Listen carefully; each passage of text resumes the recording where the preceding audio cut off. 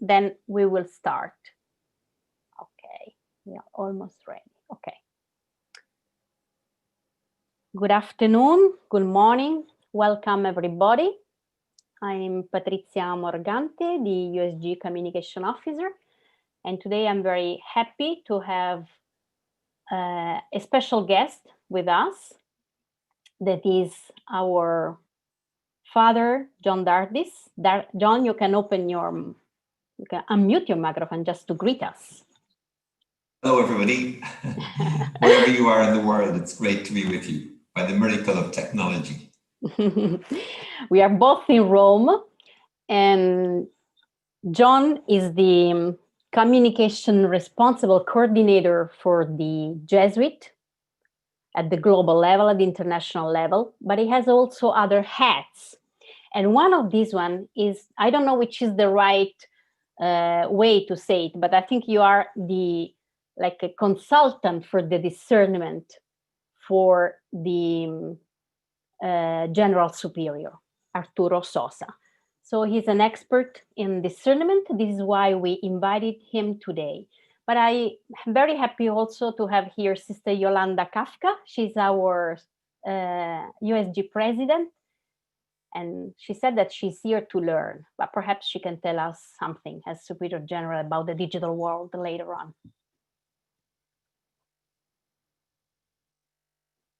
The micro. Yes, you're right. Therese, could you please make Sister Yolanda co-host so she can open her microphone? I'm sorry. Look at the power we have with the technology. We can take out the world. Therese? Therese, could you please make Sister Yolanda co-host, please? Oh, okay, it's working, okay. So good afternoon, everybody. Yes, I'm here to learn. In this special time, we are more, I think, obliged to learn how to discern through the telematic means without losing the spirit of discernment, of course. And this will be the opportunity to listen, to share. And we are glad that everybody here is connecting from all over the world, because it means that the interest is very big and will be increasing while we learn. Because while we learn, we increase our curiosity and also the openness to new insights. So thank you for organizing this, and welcome to everyone from the side of UISG board and staff. Thank you, Sister Yolanda. And this is a second meeting of a series of 3 webinars on communication and religious life. In the first one, we enjoyed talking about TikTok, and was a very interesting experience. You can find the recording in our YouTube channel in the playlist Communication is Mission. And this is the second appointment, and we will talk about digital discernment. And the third meeting will be in December about the relationship with press and religious life, how to make an efficient interview, a good interview with the press. So we will be very concrete and to offer you some technical skills. Okay, let's start. And I want to share with you, where does this webinar come from? So I will share my screen right now. I don't know here we go.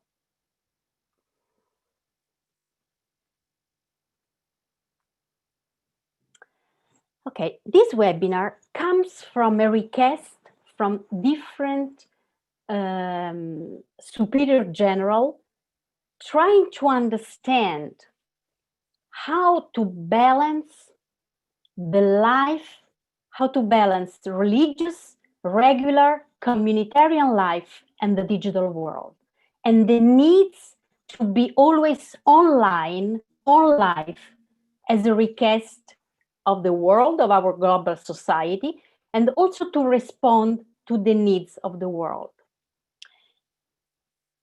We will start with a contemplative time. It's not a prayer. It's a manifesto that we took from an Italian association who is trying to work on anti-hate speech in the social networks. So how to build up an ecological communication. So I invited one of the participants, Sister Claudette, to read slowly the text. It's in English. The translators will translate for you. So I invite you to listen profoundly this invitation for an ecological communication. Trying to listen what are the words, the expressions that struck you most. Sister Claudette?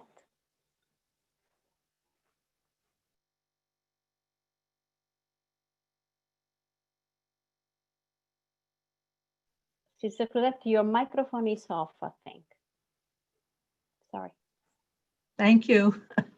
The Manifesto of Non-Hostile Communication. Virtual is real. On the internet, I only write or say what I would dare say in person. You are what you communicate. The words I choose define who I am. They represent me. Words shape the way you think. I take all the time I need to express my views in the best possible way. Listen before you speak. No one can always be right, nor am I. I listen with an honest and open-minded attitude. Words are bridges. I choose words to understand, make myself understood, and get close to others.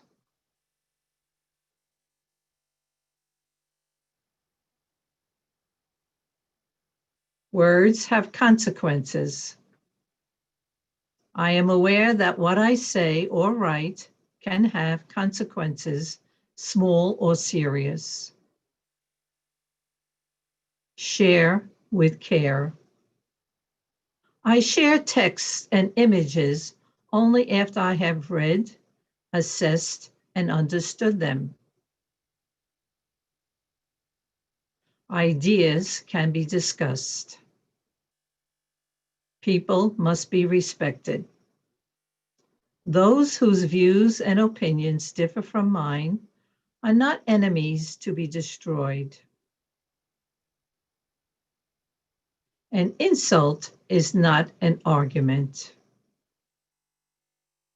I accept no offensive and aggressive words, even if they support my point of view. Silence says something too. When it's better to keep quiet, I do.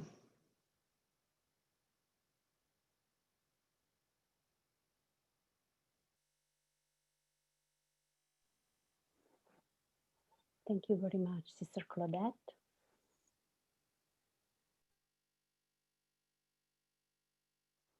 This is a very intense manifesto.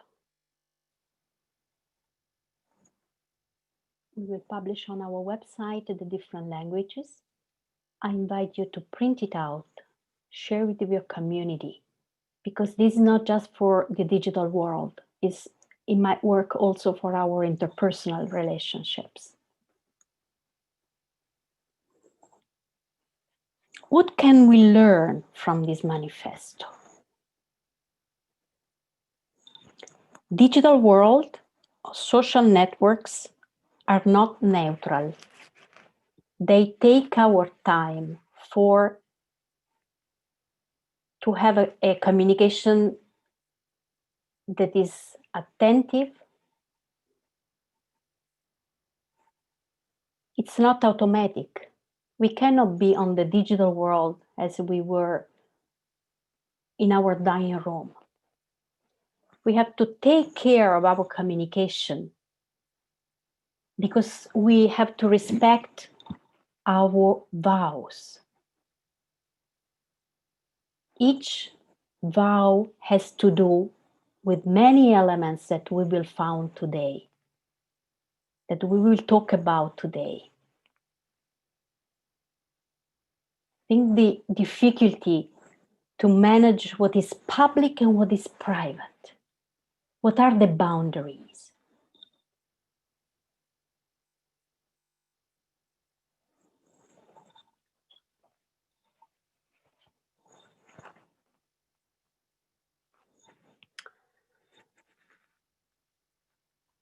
Okay.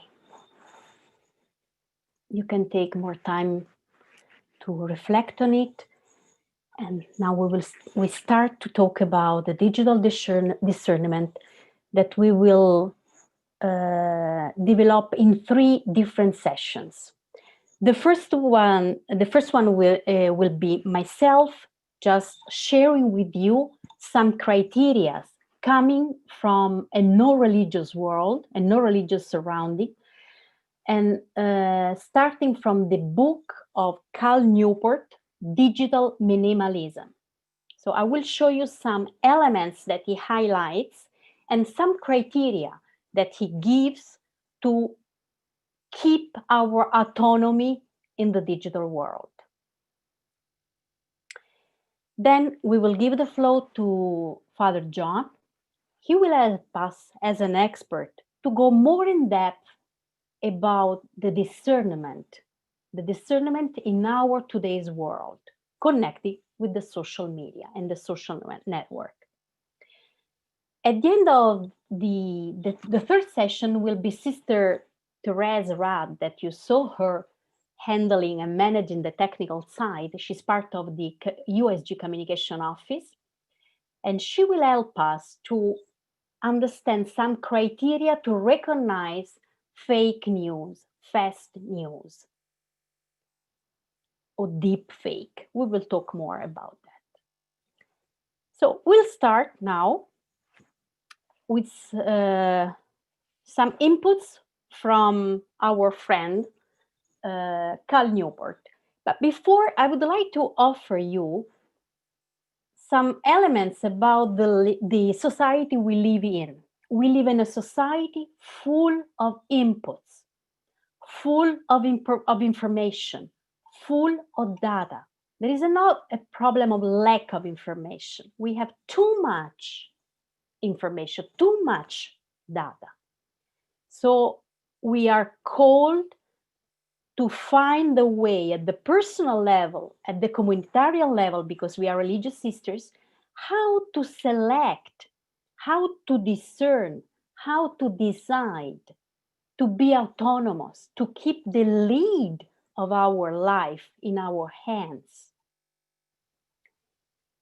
The categories that we have been using so far are not helpful, or at least not all of them. We need new categories to understand and interpret the posture that we have, the attitude that we need to live this world right now. Because even though we don't have any profile in the social network, we live in the digital world. So we are overwhelmed. We receive so many stress, receiving a lot of inputs. We live in a world of noise. Actually, it exists already a sort of digital discernment that is developed by engineering, that is back to all the platforms and mainly in the social networks. This digital discernment tool is the algorithm. Which is an algorithm? The algorithm is a mathematical process to reduce the complexity. It's a process to go from the complexity to a very simple operation. To simplify, it's a process to reach then a very simple goal. So the algorithm works on our behalf because The algorithm selected already what to offer to us according with the information that we give to the digital world when we surf in internet. So there is a sort of digital identity, digital profile of each of us. I know that you fight, as I do, with the cookies when we go on Google or when we go in the website. Because we are affected, we suffered of a common illness that we call cognitive laziness. We try to go, oh, I accept, I don't want to see the settings, it's too boring. This is a bias. So this is a habit that prevents us from choosing what we are giving to the rest of the world, which kind of information or data we are giving to them. So we need to recuperate our autonomy. The problem is that to recuperate this autonomy, we have to know this world. Sometimes we don't know. I see so much ingenuity in the sisters surfing in internet. This is dangerous. So we cannot be naive in the digital world. We live in a society data-driven, machine-driven. We are giving a lot of power to machines because they process so many data in just a few seconds that we are not able to process so many data. So you see, which is the capacity of being autonomous here. So let's see what our friend is. A very young guy, is a, which is the right word, computer scientist in the United States. And he started to reflect on this digital minimalism as a possibility to recuperate an autonomy in living in the digital world. So through this kind of philosophy, we recuperate an autonomy and to ask questions about our each decision we take in the digital world. And the key question is, this platform is giving me a benefit or is taking much more of what is giving back to me in terms of benefit. So let's see what he says. I think it's very interesting. Digital minimalists are all around us. They are the calm, happy people who can hold long conversations without furtive glances at their phones. I guess that during this talk, you are going to choose and to see your telephone. I have two of them here, but I cannot do it because I'm talking now. They can get lost in a good book, a woodworking project, or a leisurely morning run. They can have fun with friends and family without the obsessive urge to document the experience. How many times it happens to us that we cannot enjoy a meeting or something because we have to make a selfie or we have to take a photo? It's important to take a photo and selfie. I'm not saying differently, but the risk is that we lose the moment. They stay informed about the news of the day, but don't feel overwhelmed by it. They do not experience fear of missing out. This is FOMO. This is a sort of pathology, fear of missing out. So the fear that I'm losing something, I'm losing information, because having information is a sort of power now. So if I miss something, so if I miss, for instance, who is the winner of the United States election, I lose the possibility. We don't know because nobody knows yet about the USA election. So I'm sorry, John, I didn't want to say anything, but it's impossible. So they don't experience fear of missing out because they already know which activities provide them with meaning and satisfaction.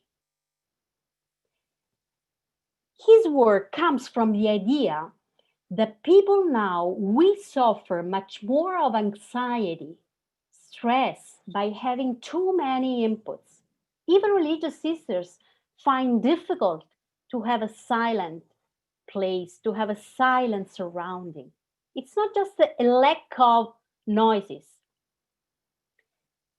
For him, the solitude is not the absence of people. Is when our mind does not depend on the minds of other people. When we do not suffer the pressure of the minds of other people. This is so profound. I find it so beautiful. I can be in solitude even though now I'm with you, because I do not allow your minds to push my mind. It's very interesting. So it's a sort of to build up healthy boundaries. Let's see what this guy offers to us. He suggests that we have to be able to organize our personal digital ecosystem. So my ecosystem, Patrizia's ecosystem, is made by my social media, my relationship on WhatsApp, whatever has to do with communication and relationship. So I have to be able to build it in a way that does not affect me, but benefits me. We are not going to use the smartphones anymore as we used before. We use them much more for apps than to phone. How many times we take our telephone in our hands each day? It's interesting if you count it. He says that there are two effects by the social network that prevent us from having a good boundary. The first effect is what he calls irregular positive reinforcement. I will give you an example in Facebook. I publish something. After 2 minutes, I go to see if someone put a like. Half an hour, nothing happened. 45 minutes, I have 10 likes. Then it's silence. But I'm sure that this positive reinforcement will return. So I wait for the positive reinforcement. It's sort of a drug. And this effect is connected with the other one. The need that we have to be accepted by our social tribe, our social community. And Facebook and other social networks know that. And the algorithm works in order to create social clusters.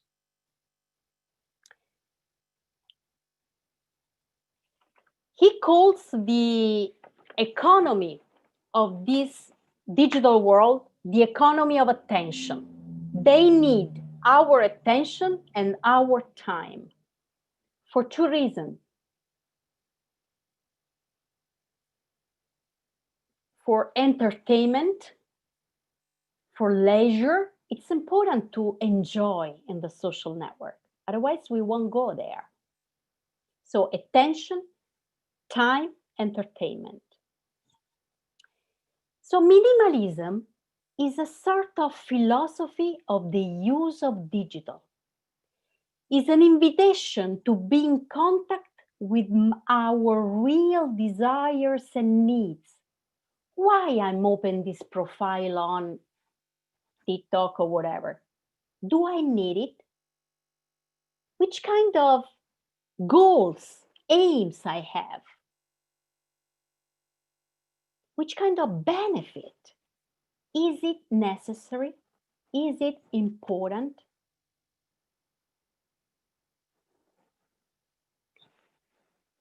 He continues to give us three principles. The first one is confusion has a big human cost. We have a lot of sources of information. There is a chaos, there is a lot of confusion. Sometimes I receive a message, I don't know if I received it in a messenger or in WhatsApp or whatever. So it's a sort of a continuous communication relationship where it's very difficult to lead the process. We are managed by all this information.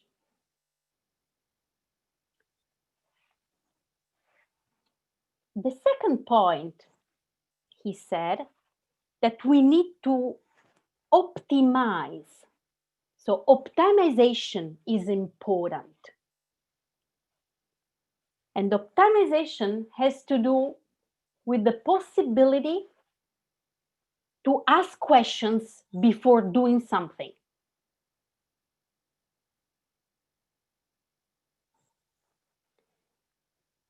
The third one is choosing, discerning is gratifying.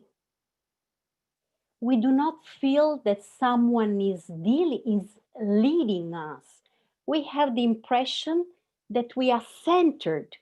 We are not losing ourselves following different things. There are very simple tools that we can use. Sometimes I use the alarm on my mobile to start and finish a task. Because in the internet, it's very easy to lose the aim, to lose where we are. So we start many tasks at the same time because we are bombarded by a lot of stimulations.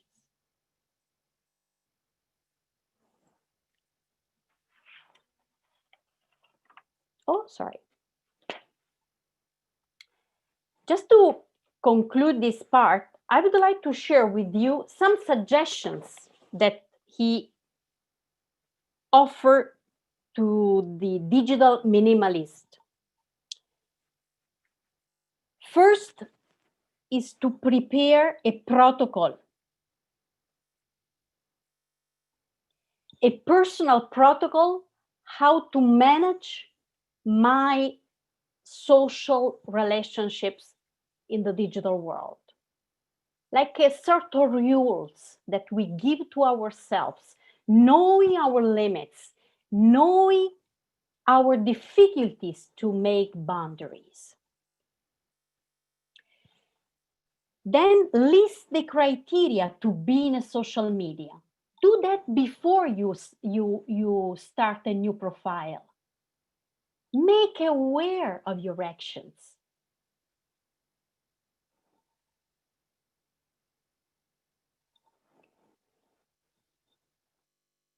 Organize a Sabbath from the smartphone. It might be a Sunday, it might be a Saturday. I hear comments also from superior generals say, oh, I cannot stop my WhatsApp even during my retreat. This obstacle is here.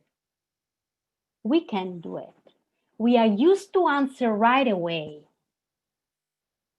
So let's try to organize, according with our style, our rhythm of life, one day off, smartphone free.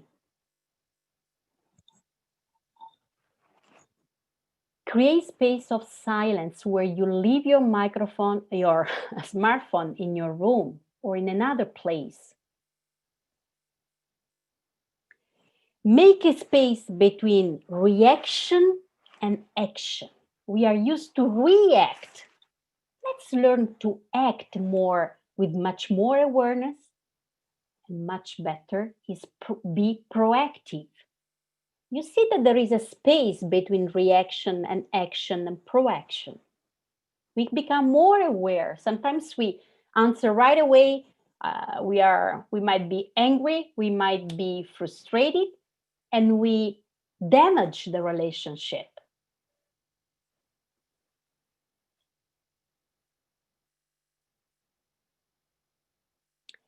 He he suggested a much more strict process, and I think this is very easy for religious life, because I'm not able, I'm not a religious sister, but you are able to live a regular life. So he's suggesting a digital decluttering. 30 days time of break using the ICT, using the not essential information and communication technologies. This is the first step. For 30 days, you can just silence your ICT. Not essential. So if you consider after process of discernment that you need WhatsApp for your work, just choose one of them and give you criteria to use it. Second step, during the break, engage your creativity to start activity and hobbies. In this time of digital detox, you can start new activities using creativity, but just doing nothing. Just stay without the burden of performing something. We are used to perform always. I'm sorry to say that, but I noticed that also in the religious life. If we do not do something, we are not something. There's something. You should teach us how to live more profoundly in this world. Third steps of the digital decluttering. After the break, introduce a minimum number of apps. Not all of them, just some of them, leave it, because you experience that are not necessary.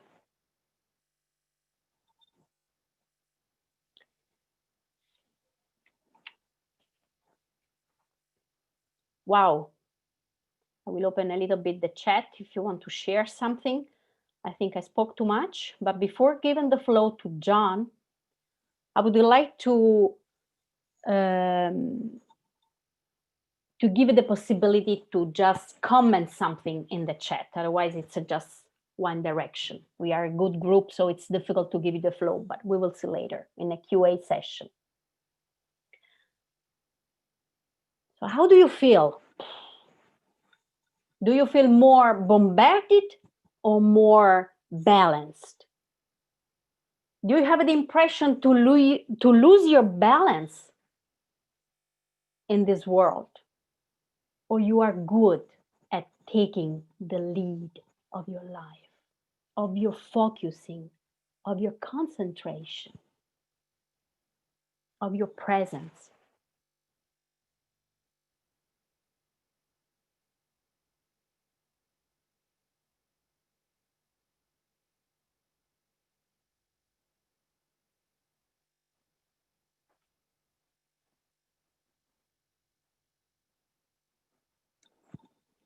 Okay.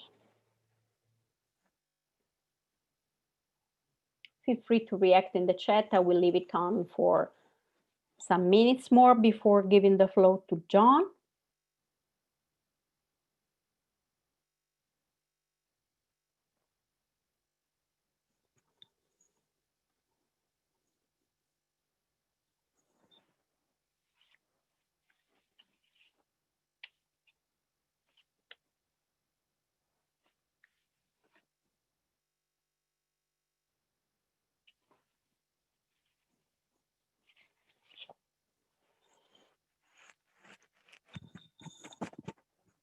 Il libro, the book is in English, but I have it in Italian, so it's been translated into Italian. I don't know in Spanish. And It's really easy to read and it's very concrete. Very, very I do not agree with all the book, but it's interesting.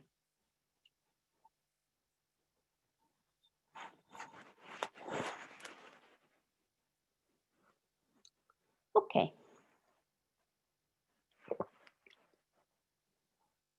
John, are you ready to keep this woman up? I'm ready and waiting.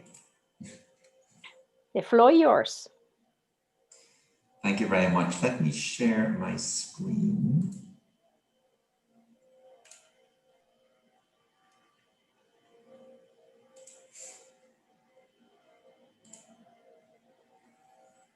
Oops.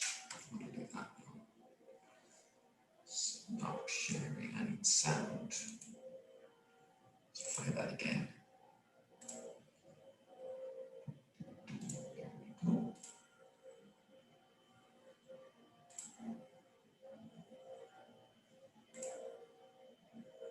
Okay. So nice to be with you all.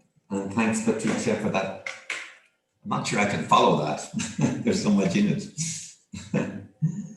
A short few words about myself. My background is in refugee work and also in communications.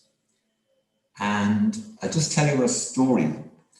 I remember being back in Ireland once, about maybe, I forget, 10 years ago. I'm originally from Dublin, Ireland. And it was a time of scandals and the media were full of scandals and the church was terrible. And it had such an impact on me, I remember. Feeling bad about myself and about the church. I see some Irish people there in the group, so you know what I'm talking about. But then I went the next day to Sarajevo in Bosnia. It was just after the war there. And I landed and I was still kind of depressed about the church and even about faith. And somebody there told me about a sister, a wonderful religious sister, who was doing amazing work. And within a day, I was just amazed at the outreach of this sister and of other religious in the city, what they were doing for the gospel. So we are very affected by what we read, what we see, and you can end up, we need to nourish ourselves and each other about the mission.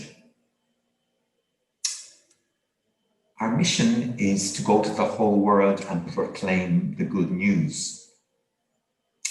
And if that is our mission, we have to get involved in the media and in social media, even with all the ambiguities. If our mission is to go to the whole world and to proclaim the good news, we have to be involved in the media. Sometimes I hear people saying, oh, the media is so ambiguous, or Facebook is so terrible, and their criticism is actually often true. But if our mission is to go out to the whole world and to bring hope and faith and love, we have to be somehow involved in the media, in the social media, in all the media, in some way, in a discerning way. If that's the mission, we need to be involved in the media. I used to get so frustrated with endless Jesuit discussions about should we be involved in the media, and it's very difficult.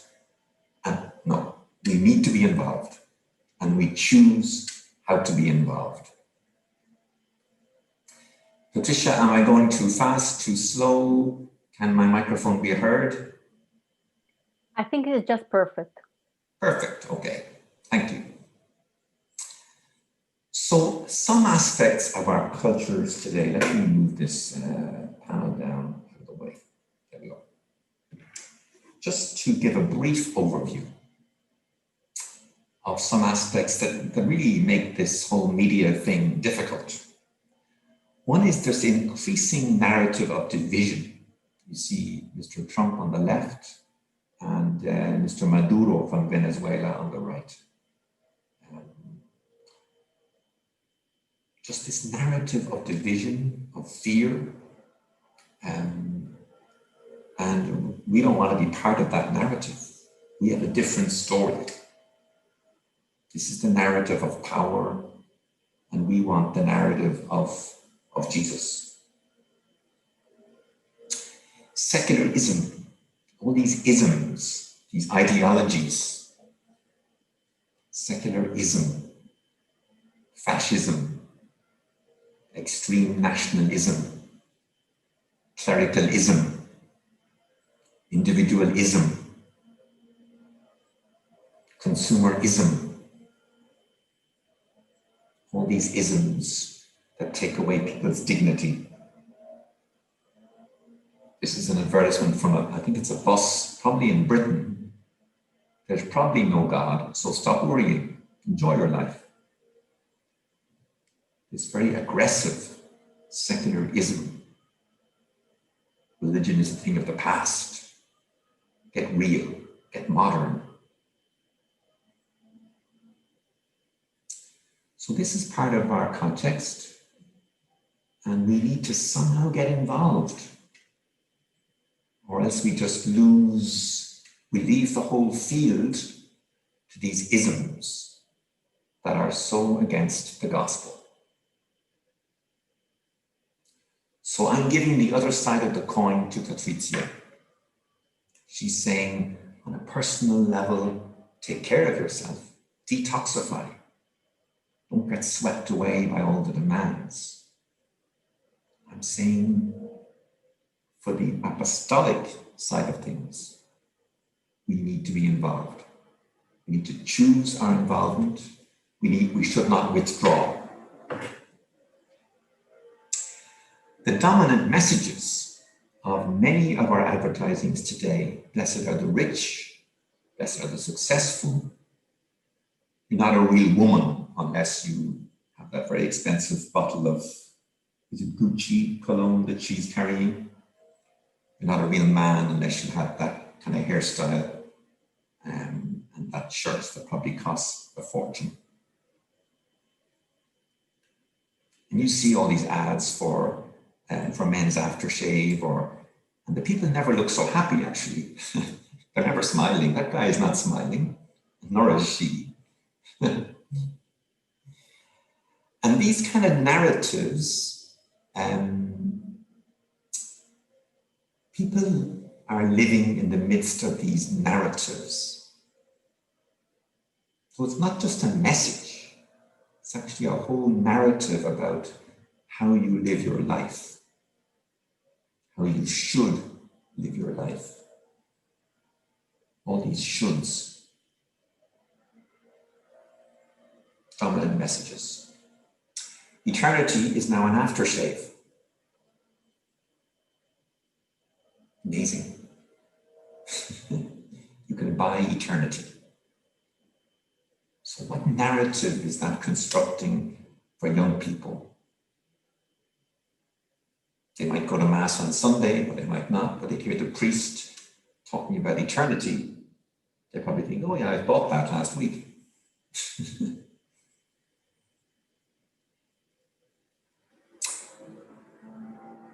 But as well as these narratives of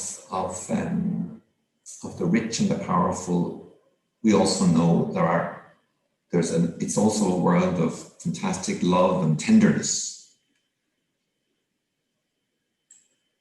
This is a picture I took in India when I was there last year in a rural school, quite a poor school.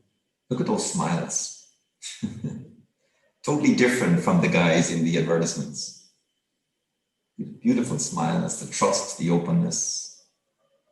The guy on the right looks like he could be a real problem in class. He looks mischievous. So a world of tenderness and love. And that's the world we're fighting to keep. And it is a struggle, it is a fight. Beauty. It's a lake near Rome. Beauty is so redeeming, and redemptive, and liberating, and calming. And that's what so many of us in religious life, so many Christians, need to keep in touch with.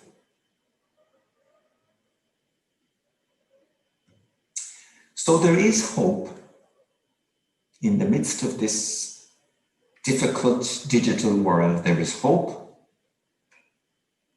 I think again, I think I need a lesson in PowerPoint or whatever. But we have to search for this hope and to build our narrative. Build our narrative. The narrative of freedom, liberation. Our gospel is about liberation. I was talking to a friend of mine once, he's a psychologist in Brussels, and he asked me, he said, John, explain the spiritual exercises to me. And I fell into the usual Jesuit trap of giving a whole theory of the exercises and consolation and discernment and desolation and the movements of spirits. And he said, wait a minute, John, the exercises, surely it's about liberation. I said, yeah, liberation. Our gospel narrative frees people from these isms that I talked about earlier, these ideologies. And we're called to be, you see the guy there on the right, kind of in England, it's Sherlock Holmes. I don't know what the character would be in Colombia or in Jerusalem or where some of you are coming from. We're asked to be detectives of grace. Where is God working in the world? Let's look for God. Detectives of grace. Fantastic phrase. And you know, so many things in the media are looking for disgrace, the negative, what's going wrong, the scandal. And of course, the scandal is there. But we are looking for God and for signs of God in the world. Like those three little kids that I showed you, the Indian picture. We are detectives of grace. Ah, there's God at work. Ah, there's God at work. And yes, there are the detectives of disgrace around. What's wrong with the world? What's wrong with me? What's wrong with you? Yeah, it's true. I'm not perfect. Lots of things wrong with me. Lots of things wrong with the church. From the Pope down to everybody else. Of course, nobody's perfect. But detectives of grace. Michael Warren, an American theologian, I think a layperson, had this great question. Who is really imagining your life for you? I often, when I work with groups of young people, I say to them, yeah, is it Mr. Gucci or Calvin Klein or Lionel Messi, the footballer? Really imagining your life for you, painting your future for you. When I was a kid growing up in Ireland, the Irish church was very strict, too strict at the time. But I remember Dominic Savio was a big saint in our school. Now, how Dominic Savio, who was Italian, got his picture over to Ireland, a small little Irish village, I can't really explain. But it had a big impact on me, Dominic Savio, and helped me imagine my life as a generous life. And you know, an interesting thing, we find on Facebook and on Twitter, when we put a sign up or a notice about the Jesuit saints, they are among the most popular things. The saints. And in fact, one of our staff, Luca, is starting a little series for Facebook, little 1-minute things on the saints. I told him we should call it Saints Alive. But yeah, help people. People are looking for models that are redeeming and liberating. So when we get into media, as Patricia said, there's lots of risks, especially with social media. Superficiality risk. We bounce along the surface, no analysis. That we get caught in fake debates where truth is not really respected, where our ego gets involved. I've seen some Facebook accounts where it's my travel to Finland, my trip to Rome, my visit to Caracas. There's something missing there. And I see religious, like a kind of travelogue. Impoverished imagination. It's easier to let somebody else imagine my future. And if you're helping people discern their vocation, and I mean this in the broad sense, because everybody has a vocation, a purpose in life, young people, vocations. God wants them to do something with their life. They're unique, they're talented, they make a difference. You need to imagine a future with great freedom. Democracy in danger, the coarseness of political dialogue, we've seen that in the US, and young people made to feel small and not important. You could make a whole list there yourselves. So there are risks. This is interesting about death. I'll read a piece of it. Social media often reproduce the worst cultural failings about death. That is, banalities that help those on the periphery of a tragedy to rationalize what happened, but obscure the uncomfortable, disorderly reality of loss. You have the rest yourself in the PowerPoint. Death,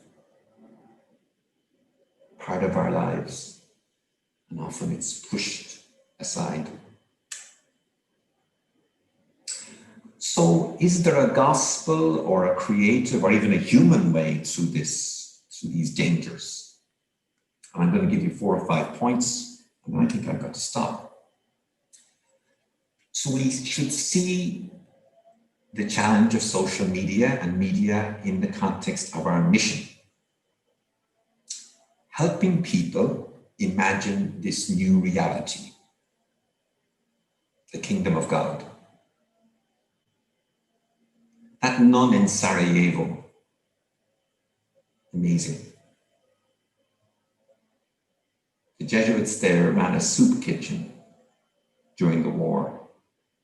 And not because people really needed soup, but the guy in charge said, we're going to run this soup kitchen, not just for Catholics, but also for Muslims and Orthodox, because they'd be standing in line together. He helped them imagine a new Sarajevo, a new Bosnia, a kingdom of God, a gospel reality.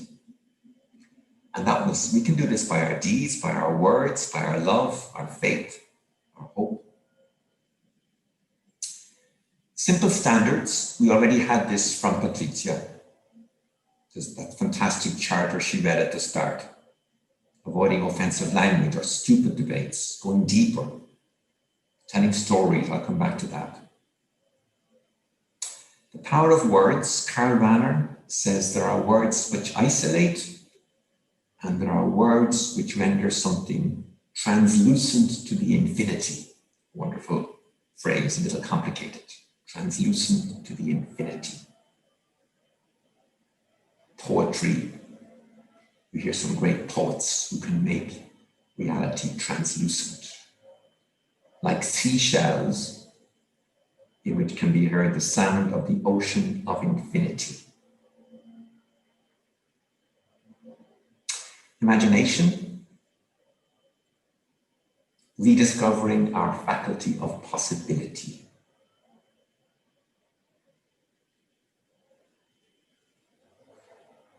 Emily Dickinson said, the possible's slow fuse is lit by imagination. The German theologian Dorothy Söller, what do prayer and poetry have in common? They connect us with our hopes. Now, if you look at your websites or your articles or your social media, you can ask, okay, are we helping people imagine?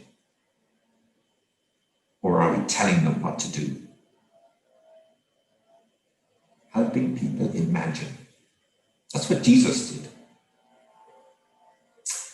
William Lynch said, imagination these days is traumatized and addictive. But he also said it's a source of healing. Those of you who know the spiritual exercises know the importance of imagination for St. Ignatius Loyola. Our faith can liberate our imagination.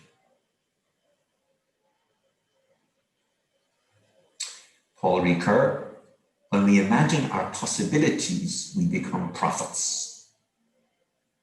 Fantastic.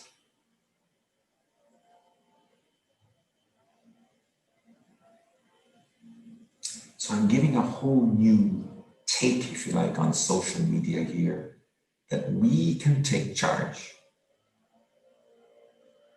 We can put content in that follows our rules, even with all the limits that we know. We can take charge. We can help to bring about redemption and liberation.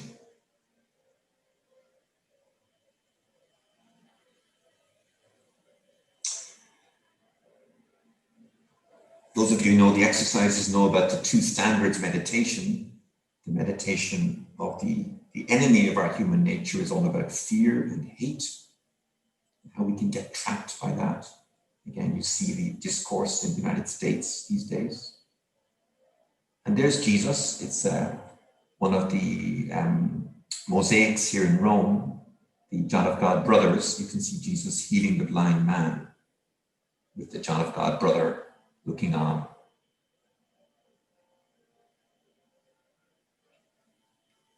So the two standards.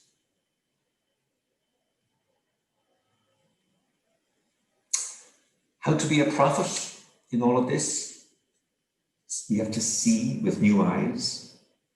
And that means exactly what Patricia said, taking time to pray, to really see, detoxifying.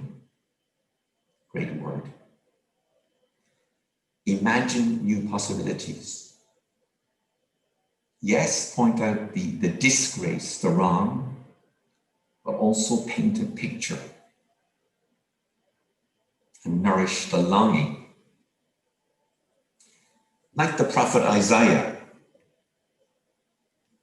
they were all in exile, and he said, it's going to be different. But he didn't give a theory. He said there'll be valleys raised up and mountains laid low. You'll come back rejoicing. There'll be water in the desert. So many deserts today. And the church is great at words. How good are we at images? We're developing a whole series of short narrative films here in the office with a young Polish filmmaker. 1-minute films, 2-minute films, imagination.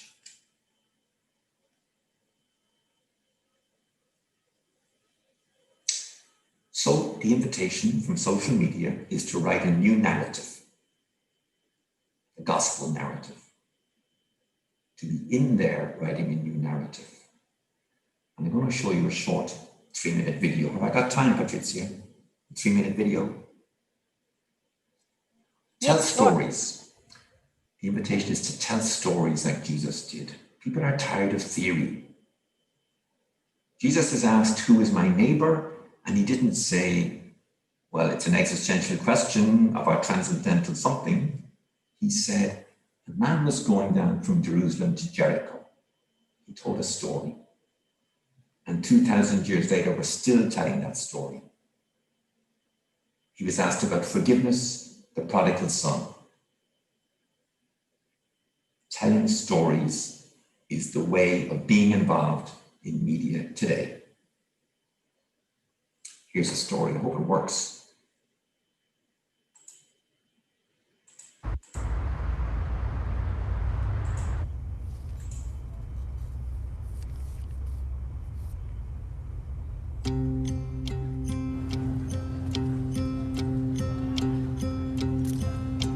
Time is moving at the speed of light.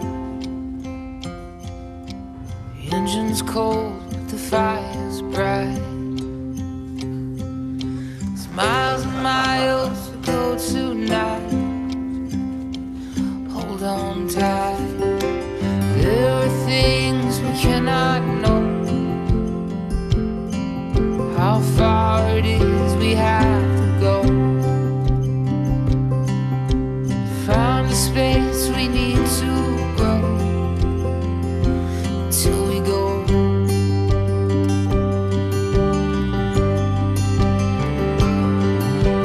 There will always come a time you would probably thought I lost my mind. When the light obscures the view, dreamer searches for a clue, looks to find something that's true, and what to do.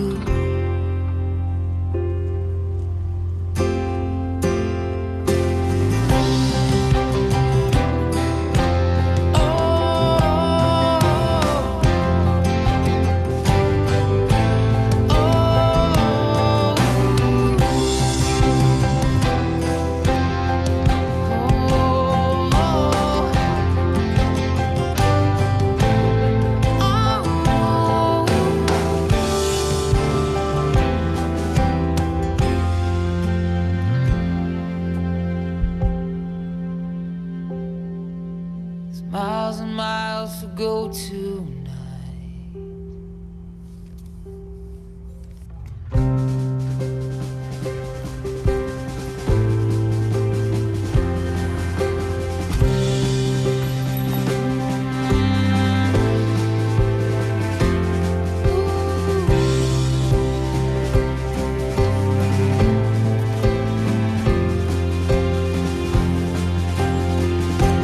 Hold on tight. Hold on tight.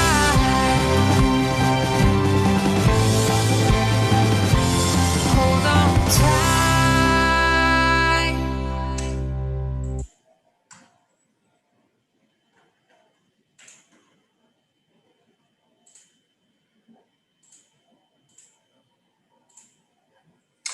Okay, so I hope that worked. Patricia, did that work okay?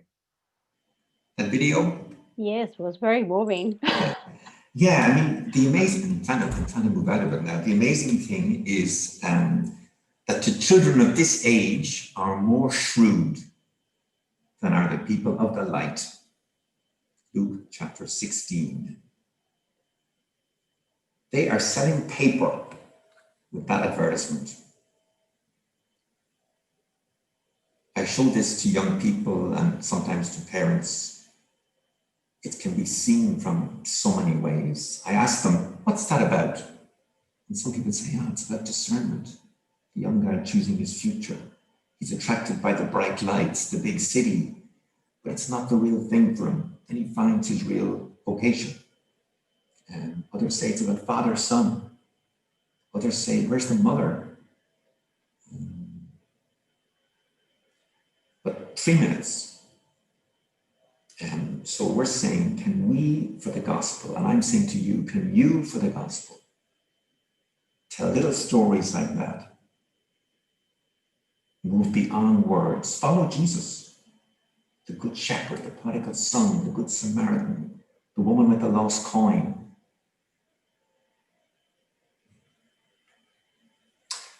Closing prayer, again, one of the people in my office led our prayer 2 weeks ago for this. Lord, make us instruments of your peace. Help us recognize the evil latent in a communication that does not build communion. Help us to remove the venom from our judgments.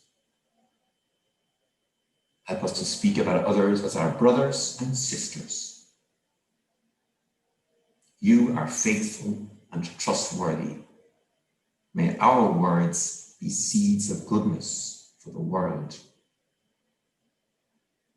Where there is shouting, let us practice listening.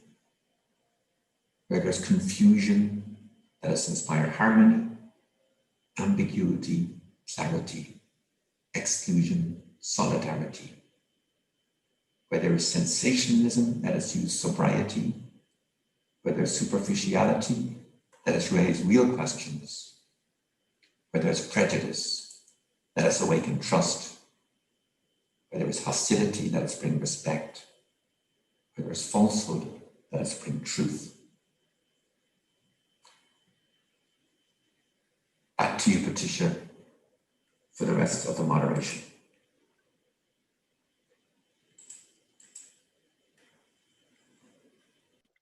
Thank you very much, John. I think that really you help us to give a sense, a profound sense of our presence in the digital world. So I would like to suggest now I open again the chat, but I invite you now to take a moment of silence. I will put some music to help. Just try to absorb what we have listened so far. Remember the difference between react and act. So let's take a time to breathe and to absorb. Then we will continue. I leave the chat open. It's up to you, okay?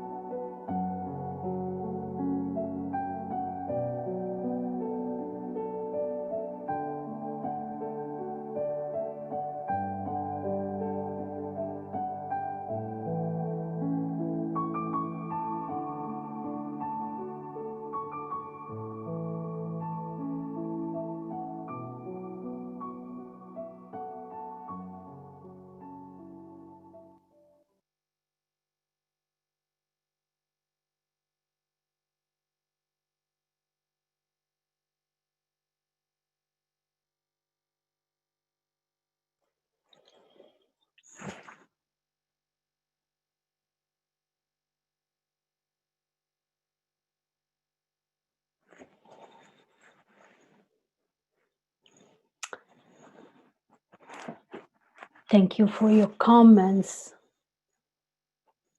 I think for the first time I find much more comments than questions. I like it. You are participating, you are contributing to this common learning.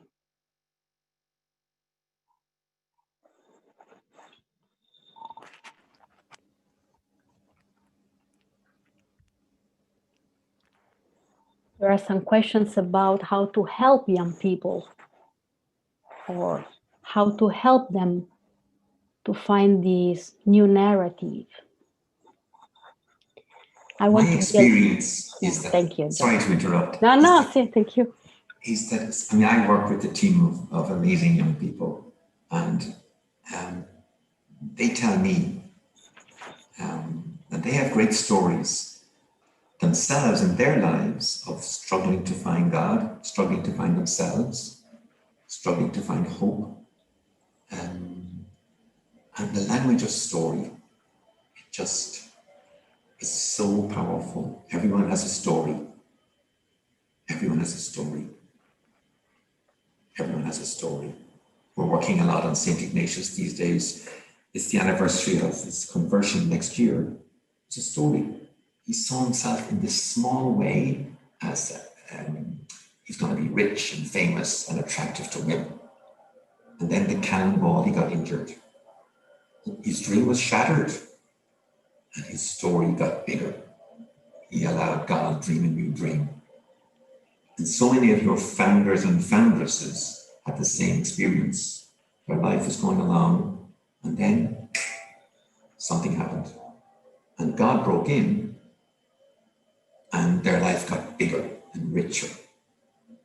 And I bet each of you listening, if you think about it, you can say, yeah, my story has so many little points where God broke in. I was in a crisis, I was in a depression, then this happened. I couldn't pray, then this happened. They're little stories. We have to learn to tell them, because that's being a detective of grace. Thank you, John. I want just to add that perhaps we have to change our attitude. Perhaps we have to let them help us to understand their narrative. We have this attitude always to teach something, to give something. Let's learn to receive something. Let's learn to move from our mental setup and to learn something about a different perspective that they can bring us. Also tell stories about difficult things. I remember a bishop, he was being asked about sexual abuse. And it was a very aggressive interview. Why did this happen? How come that happened? The church is a mess. And he was very calm. He said, last Sunday, I was in my office and I had a pile of these cases beside me. I had to go through them. And after an hour of reading, I threw them on the floor in disgust and shame. And that was what people remembered. He told the story. He didn't get defensive about the church, or he didn't say, how dare you exaggerate this issue, or he told a story, a real story. It wasn't a fake story, but he let himself be vulnerable. And I think often the church, we seem to have it all together, or we think we should have it all together. And we don't. At least I don't. And my most powerful stories are when I was weak in my own life and had to change.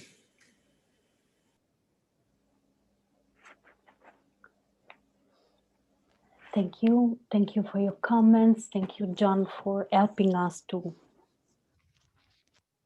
be more focused, actually. And this is one of the tools that we can keep in religious life to live in this world. So now I'm very happy to give the floor to Sister Therese Rad. Therese, can you show up? I will change now into Italian. Teresa, la cerchiamo. Sì, ci sono. Ci sei? Ti puoi auto-spotlight, per favore? Sto cercando, ma non riesco. Allora lo faccio io per te. Voilà. Io che te lo faccio per te. Benissimo. Suor Teresa, ti puoi presentare un momento prima che io ti lasci la parola? Allora, buongiorno a tutti, io sono Suor Teresa, sono delle Suore della Carità, lavoro all'Ufficio della Comunicazione, collaboro con Patrizia e nello stesso tempo lavoro nella comunicazione, nell'ambito della comunicazione nella mia congregazione. Allora, ogni giorno sono impegnata dentro, lo voglio uno, sono veramente dentro. Ecco. E Teresa, la cosa interessante è che Teresa è una suora libanese e ci aiuta a fare proprio questo lavoro, un po' perché è più giovane di noi e un po' perché ci aiuta a vedere le cose come si scrive in arabo, no? Dall'altra parte, no? E questo è un grande dono per noi. Oggi abbiamo chiesto a Teresa di aiutarci a capire come possiamo affrontare, facendo seguito al discorso che faceva John della narrazione, capire quali sono i criteri per riconoscere quelle che chiamiamo fake news. Solo un piccolo chiarimento. Le notizie false sono delle notizie molto verosimili, assomigliano molto alla realtà, è per questo che dobbiamo mettere in pratica tutte le cose che ci darà Teresa per cercare di riconoscerle. Le fake news sono molto diverse da due altri fenomeni. Le fast news, le notizie veloci, non sono notizie false, sono notizie che noi interpretiamo sulla base della rapidità e quindi probabilmente le interpretiamo in modo diverso dall'intenzione di chi le ha prodotte. E hanno poi un loro corso e questo, pensate, avviene anche nella nostra vita. Noi magari pubblichiamo una notizia della nostra congregazione, nella rapidità della lettura possono interpretarla diversamente e così poi si segue una narrazione completamente diversa dalla nostra. Un altro fenomeno sono quelle che chiamiamo le deep fake, cioè dei falsi totali, profondi, pensati e strutturati apposta per danneggiare una persona o creare realmente una situazione che non esiste. Ecco, non dirò che questo accade soprattutto nelle elezioni politiche e quindi lascio la parola a Teresa per aiutarci a capire meglio. Allora, io parlerò soprattutto delle cose un po' tecniche. Vi cerco a darvi dei elementi che potete prendere in considerazione per non cadere, soprattutto nella condivisione delle notizie che riceviamo ogni giorno. Abbiamo parlato durante questa conferenza di questo discernimento narrare, perché noi siamo uomini di narrazione. Allora amiamo raccontare anche e quando non abbiamo nulla cerchiamo a condividere quello che riceviamo. Per non cadere in questa condivisione che non dà vita, io vi presento qualche elementi che potrebbero aiutarvi.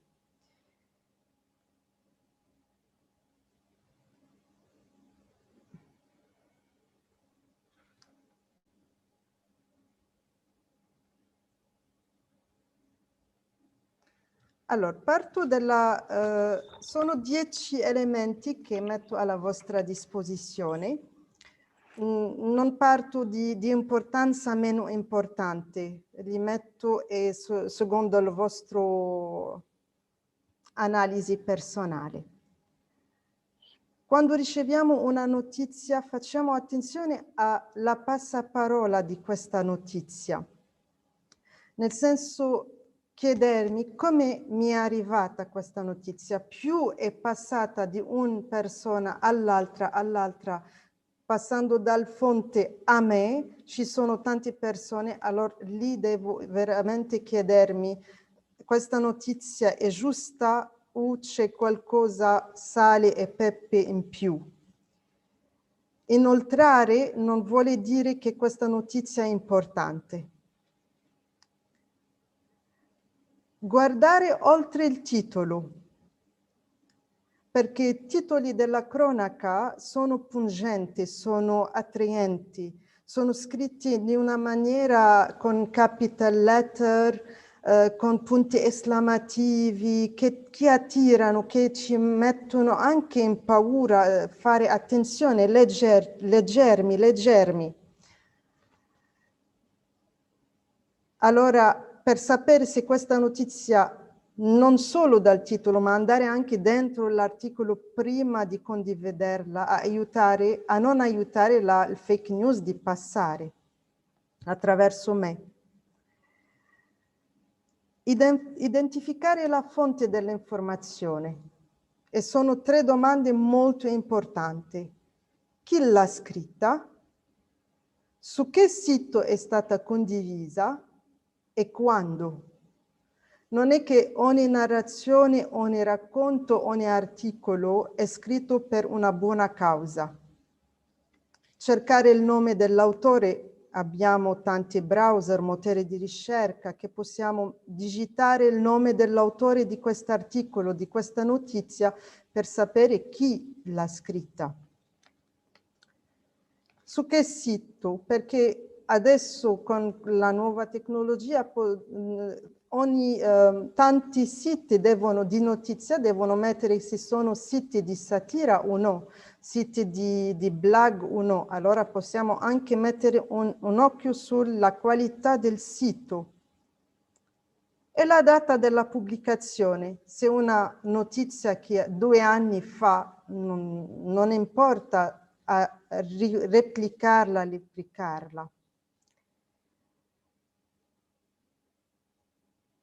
E il fake news, le notizie false, vogliono a ogni prezzo farci condividerli.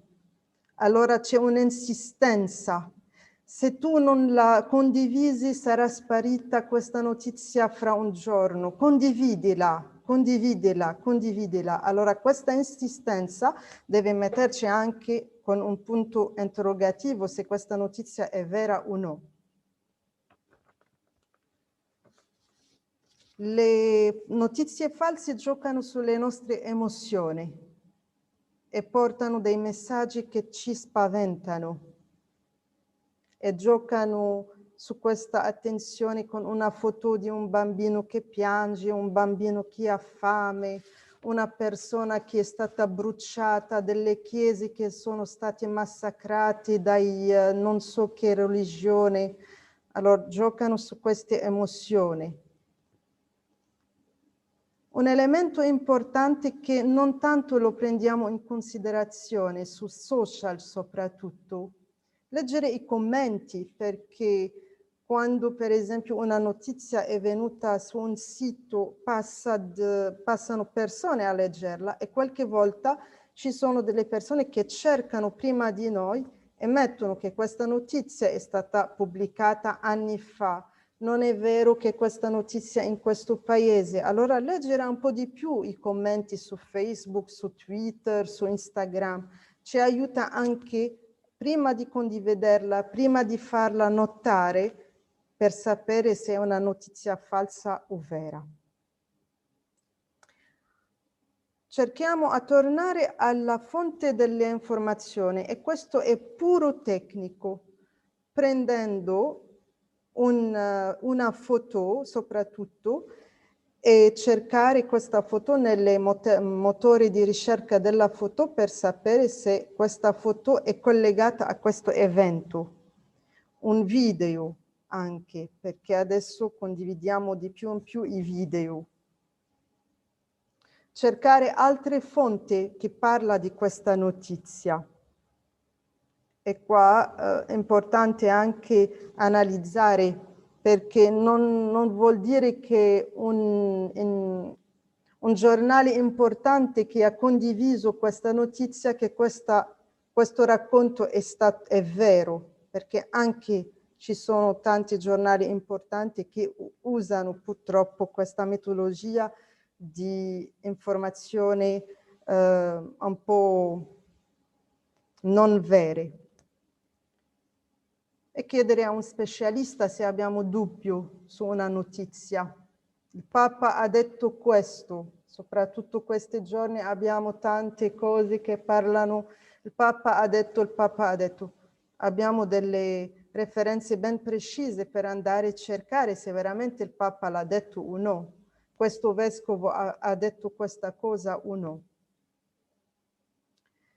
E l'ultimo punto che è novità forse, che su WhatsApp o su Facebook ci sono dei policy contro il fake news. E WhatsApp, se voi cercate policy WhatsApp contro le notizie false, trovate una lista ben precisa su come difendersi contro queste notizie per non duplicarle.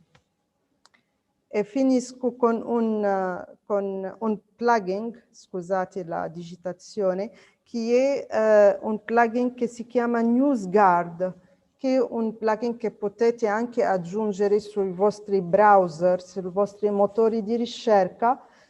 Quando voi mettete il link della notizia, forse vi aiuta a capire quanti articoli, quanti è veramente questo articolo, questa notizia è giusta. Trump ha vinto, Trump non ha vinto, allora vi mettono le cose una dopo l'altra e vi aiutano a leggere le cose di una certa veracità. Teresa, scusami, per noi che siamo un po' anziane, ci puoi spiegare che cos'è un plugin? È un'estensione che si aggiunge allo browser digitando NewsGuard per esempio, e si aggiunge cliccando come una piccola applicazione come estende, si mette con il browser o di un modo automatico. Si aggiunge al motore di ricerca nel quale avete cercato questo plugin. Allora, grazie Teresa, veramente molto chiara, molto precisa. Ti chiedono nella chat se puoi scrivere il nome del plugin NewsGuard, se lo puoi scrivere gentilmente. Certo. E i browser sono Mozilla, Chrome, Opera, sì. Firefox, questi qui, no? Quindi abbiamo, Voilà. vedete quante possibilità abbiamo per poter essere attenti. Bene, mamma mia quante cose ci siamo dette oggi. E John, io rimango sull'italiano adesso. Sì, Ci va sono, bene. c'è una domanda che è stata un po' ripetuta, anche se io sento che non sia un po' l'argomento di oggi, che è il bullying. Non so se vuoi dire qualcosa, ma credo che non sia proprio il tema di oggi questo, quindi forse sarebbe veramente il caso fare una riflessione apposta su questi fenomeni. È un fenomeno, sì. Meglio forse trattarlo in un'altra situazione, webinar, perché soprattutto i giovani sono vulnerabili a questo. Sì, nella chat dicevano anche che alcune sorelle rimangono o persone religiose rimangono vittime del bullying, no? Sì, O del cyberbullying. sì. Quindi sì. Bene. E sì, è necessaria una certa sapienza e anche una certa consapevolezza e una certa prudenza, quasi tutti i virtuti infatti, per essere coinvolto in questo mondo digitale. Come ho detto, ci sono rischi, ma come Teresa ha detto, con un po' di consiglio di esperti, professionisti, si può andare avanti. Sì, si può andare avanti. Ma questi temi sono importanti anche, non abbiamo tempo oggi di trattare tutto questo. Sì. Bene, sì, ci dobbiamo, diciamo, muovere verso la chiusura per rispettare anche l'orario e poi anche rispettare i nostri tempi di attenzione, perché è difficile, no? Essere sempre... Io adesso aprirò anche i vostri microfoni e se volete dire qualcosa, però ecco, diciamo che per sintetizzare troverete i video sempre sul canale di YouTube, disponibile in italiano, in spagnolo e in inglese. Metteremo anche le PowerPoint, se John ci permette, anche la sua, la metteremo sulla WISG, sul sito della WISG, dove troverete tutto. Poi se avete bisogno, voi sapete sempre che potete scriverci, non sempre riusciamo a rispondervi molto velocemente perché abbiamo veramente tante richieste, però in genere cerchiamo di farlo. Bene, grazie tantissime a tutte e a tutti. Io ho preparato un piccolo sondaggio che adesso vi lancio. Se avete desiderio potete rispondere in modo velocissimo. Vi dovrebbe essere già comparso davanti. E così poi vediamo insieme anche i risultati. Questi sono piccoli strumenti che ci consente la tecnologia. Potete continuare a scrivere nella chat, potete anche aprire il vostro microfono e dire qualcosa salutando. Grazie John e grazie alle nostre traduttrici, perché senza di loro noi non potremo fare niente, Claudia e Ilaria che ci hanno accompagnato e Sua Yolanda anche che è stata presente qui con noi e tanti di voi che ci avete accompagnato. E vediamo il pool, aspettiamo un attimo che potete votare chi vuole e poi vi mostro i risultati per tutti, così trasparenza assoluta di tutto questo. Con libertà aprite i vostri microfoni, tanto è sempre il momento più bello questo. Grazie Patrizia, grazie John for the enlightenment of the use of the means and discerning through them. Thank you. And in the midst of communication. Thank you for everyone. John, penso che dovresti scrivere un libro su questo tema, perché non c'è nulla di discernimento nell'ambito digitale per la vita religiosa. It's to find the time, per trovare il tempo, questo è il problema. Quando andrai in pensione, allora va, aspettiamo. Sì. Sto chiudendo il poll e quindi adesso possiamo vedere i risultati tutti quanti. Grazie a tutti, a tutti. Sì, si sente molto rumore, ma insomma va bene. C'è molto eco perché...